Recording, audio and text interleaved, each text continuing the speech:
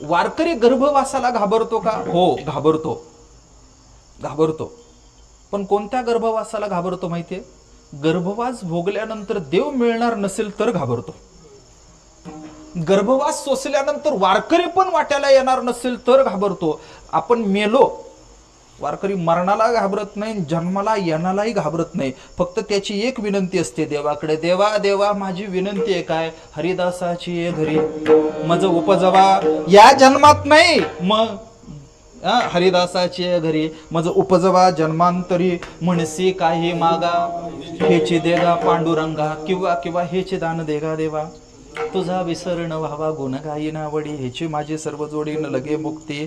धनसंपदा संत संग देई सदा. आणि शेवटचं चरण आहे, तुका म्हणे गर्भवासी सुखे घालावे आम्हासी. वारकऱ्याची तयारी आहे कशासाठी माहिती आहे? देवाचं प्रेम भोगण्यासाठी वारकरी गर्भवास सोसायला तयार आहे. हे वारकऱ्याचं वैशिष्ट्य आहे. दुसरं आहे का, फक्त वारकऱ्यांचंच हे वैशिष्ट्य नाही, तर वारकऱ्याचं प्रेम मिळावं म्हणून देव पण गर्भवास भोगायला तयार आहे. काय आहे? देव पण गर्भवास भोगायला तयार आहे. फक्त गोष्ट अशी आहे की गर्भवास भोगण्यासाठी त्या माऊलीची पात्रता काय असली पाहिजे? तर ती माऊली नामनिष्ठ असली पाहिजे. विठ्ठल